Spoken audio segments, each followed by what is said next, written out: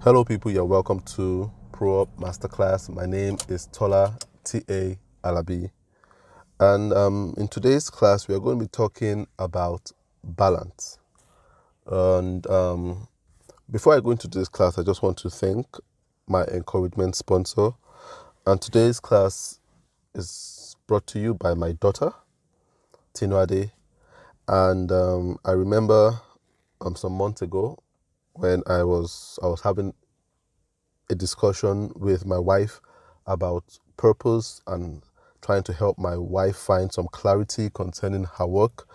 And I remember I was speaking to my wife so passionately, and my daughter was watching us, and we were talking for about 20 minutes or so, and my daughter was watching us very keenly. And at a point, my daughter interjected and said, "Daddy, this is what you should be doing. You should be talking to people because you're really good at doing this. I really think this is what you should be doing." And I can say that's the biggest validation I have ever gotten. And so I want to thank Tinwade for telling me that, and I'm dedicating this content to you. So today I want to talk about balance. Balance. It's a very key subject matter, and I think it's important to talk about it. And I must say here that not everyone that is listening to this would agree with everything I am about to say. And but I just feel an obligation to say it because I realize that this issue of balance might be the biggest cause of stress in people's life. We feel an obligation to balance out our lives. We feel an obligation to balance out our lives. And balance is not a bad thing when you apply to certain things. And like balance in eating, in nutrition, balanced diet, that is good. But you see, life in itself, were we made for things to have equal attention or even close to equal attention?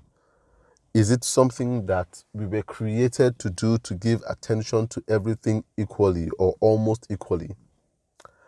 I personally do not believe so. Yeah, I used to be of that school of thoughts that, look, a good life is a balanced life where you have time for every area of your life. And then you kind of realize that as human beings, we kind of compartmentalize our lives, where we have our financial life, our family life, our marriage life, our work life, our prayer life. You see, so there are so many aspects of life. And balance is like juggling. And what we try to do is juggle so many activities. And with juggling, you realize that it gets more stressful the more things you are trying to juggle. And I truly believe that it affects the quality of what we put into whatever we are doing when we try to balance it out with so many other things. I'll still use the example of juggling. The concept of juggling is to hold on to one thing for as little time as possible. You see, you don't want to be juggling and holding on to something for long. You want it to touch your hand and go back in the air and you catch something else, and touch your hand and go back in the air and catch something else. And you realize that juggling is not about discovering something. I cannot be juggling a tennis ball or tennis balls and hope to be able to know the nitty-gritty of what makes up a tennis ball, because I'm not spending enough time with it in my hand, observing it and understanding it and appreciating it. And that's why I believe that when people are juggling stuff, especially in their life, they are not spending time understanding, appreciating, and knowing those things they are doing and why they are doing it. And that's the biggest problem with balance. The more aspects of our lives we have, the more responsibilities we have in our lives, the harder it is for us to find balance and appreciate stuff. And that's why that issue of balance is very, very important for us to address. Were we really made for balance? Were we really made to balance stuff out in our lives? I don't think so. I feel a lot of people search for balance, but I think what is more important is searching for purpose. Purpose is more important than balance. Purpose is more important than balance. And I'll tell you why. One core reason why purpose is more important than balance is because when we look at balance in itself, we try to find balance so that we can please people. Balance is rooted in finding happiness by pleasing as many people as possible. Purpose is founded in finding happiness by finding yourself. Do you understand? So one comes out of a sense of self-awareness. The other one comes out of a sense of need for validation or appreciation by others. And that is the biggest cause of stress in our lives as human beings. You see, balance is of no use if you are balancing the wrong relationships or the wrong activities. You see, a lot of people haven't found the right activity for themselves. And so by so doing, they are balancing the wrong things. They are with the wrong relationship, doing the wrong things at the wrong time, and they're trying to balance it, and it will never work out. If you're in a romantic relationship with the wrong person, whether man or woman, and you have wrong friends that you hang out with at the wrong places, it doesn't matter how well balanced these things are, you are still going to live a very hectic life. You are going to be stressed from the relationship, stressed from the friendship, and stressed from the places in which you hang out. And that's where self-awareness must come in. You must know the right relationships, the right activity, and the right people for your life. Purpose is more important than balance. The search for balance is something you would never win. We never win at it. No matter how much you try to balance things in our life, we don't win. Somebody is still going to get offended. When you try to balance family and work and church and all those things, recreation with friends, somebody is still going to feel like you're not spending enough time with me. And if you are someone that feels a guilt trip by what other people feel about you, then you're always going to be searching for how to work out that balance equation. And it's not realistic to work it out. It isn't. What you need is to find purpose. And purpose comes from knowing why God created you in the first place. Knowing the assignment God has for you in your life, whether in the long run or in the short run. So what God would have you do over the next 20 years and what God will have you do in the next hour. You understand? When you understand your purpose, you know why you are doing particular things, and you do it fully. You concentrate on it. God did not send us to have balance. And I truly believe this because when you look at the life of Jesus Christ, was he truly a balanced person? I don't think so. And when he asked people to do things, they always seem pretty extreme. So when we look at Jesus Christ, when he called his disciples, let's look at that for instance. He called Peter, the fisherman, and he said, look, leave what you're doing and follow me. That was not balanced. It was like, quit your job and follow me. It wasn't a matter of, you know what, I want you to follow me at night, but go to your job during the day. It was a go all into it. That's the way he called all his disciples. None of them it was always come and follow me. And the person that wanted to balance things and said, let me quickly go and bury my father and I'll follow you. And he said, you are not ready to follow me. You understand? That wasn't balanced. A lot of times we think of these things and we are like, that doesn't make any sense to us. But it wasn't balanced. It was more about purpose. It was like, have this tunnel vision about purpose. It was more about purpose with Christ. When the rich man came to him that was looking for purpose and he said, Lord, I've been doing all these things that you asked us to do. I don't know what to do anymore, and God told him, go and sell all you have to the poor. He said, go and sell all you have to the poor. It wasn't about sell half of what you have or sell 80% of what you have. It was about selling all he had. Where is the balance in that? There was no balance. It wasn't balanced. It was about tunnel vision, about purpose. And you see, I'm going to read a part of the Bible here, and that's Matthew chapter 10, verse 34 to verse 39. So just bear with me. It says, do not suppose, and this is Jesus Christ speaking. He says, do not suppose that I have come to bring peace to the earth. I did not come to bring peace, but a sword.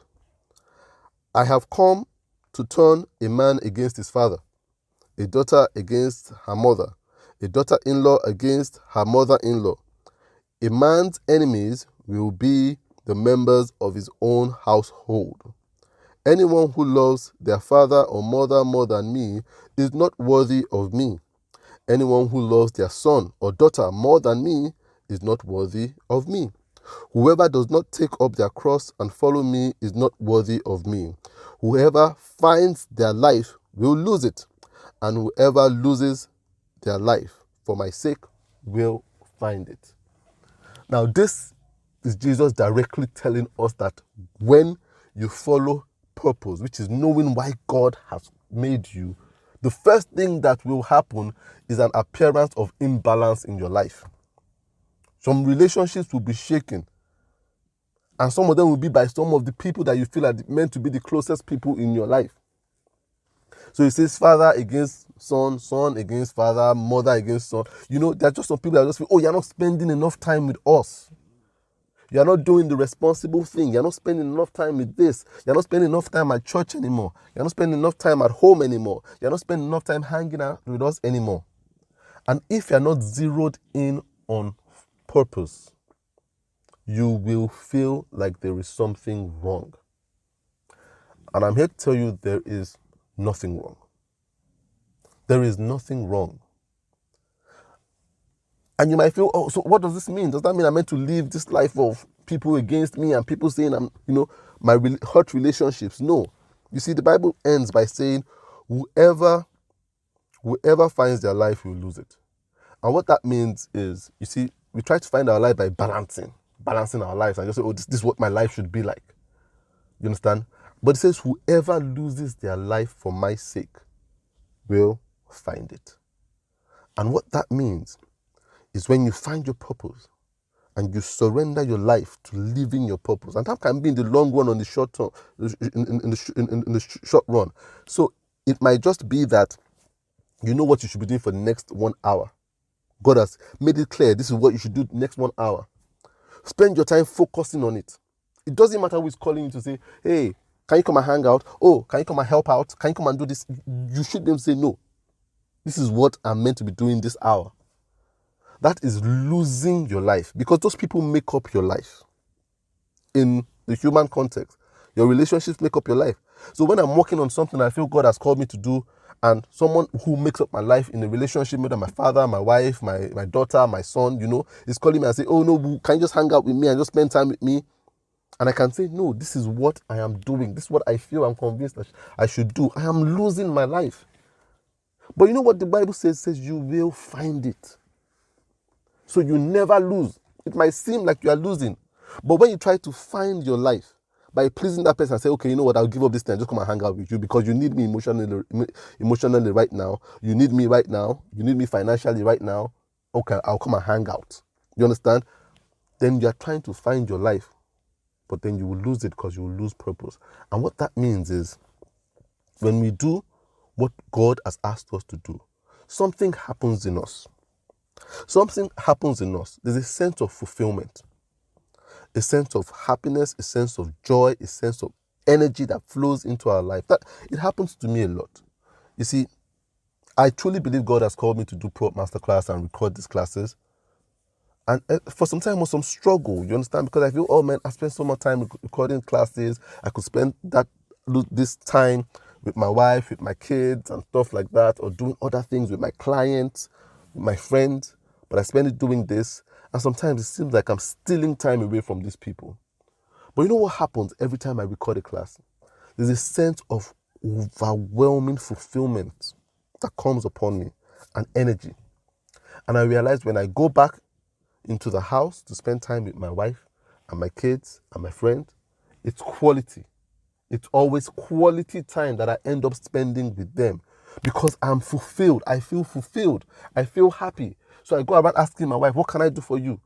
Even if I'm spending 2 minutes with my kids, I spend that 2 minutes as a happy father. So it's a quality 2 minutes. It's quality 2 minutes that I spend with them as opposed to a conflicted 2 minutes. You see, when I spend time shelving what God has asked me to do, when I spend time shelving what God has asked me to do, you know what happens? What happens is the fact that I become conflicted. And when I become conflicted in my thoughts and in the way I am, because I'm not doing what God is asking me to do at that time, then you know what happens? I take that confliction into my relationship and I now become a conflicted father. So even if I'm spending 2 hours, I'm spending 2 hours of being an angry, conflicted person with my wife or my kids. And then what happens? An argument ensues and then we have a fight.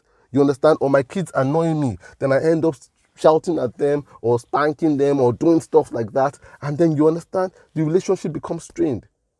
So I'm spending time, but then I'm losing it. I found my life. I'm trying to find my life, but then I've lost it. I'm being strained with my kids, strained with my wife, strained with my friends because I'm still conflicted from not doing purpose. So if there's anything you're going to get from this class, is the fact that we are called for purpose. For purpose.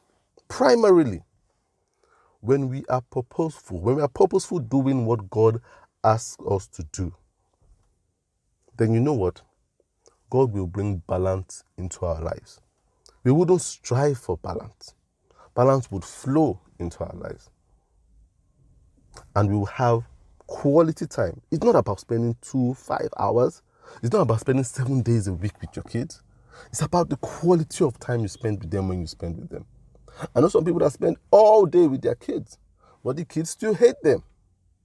It's the quality. And the quality can only come when you feel in your life like a quality person. And you can only feel in your life like a quality person when you are doing what God desires of you to do. I want you guys to think about that and have a great day.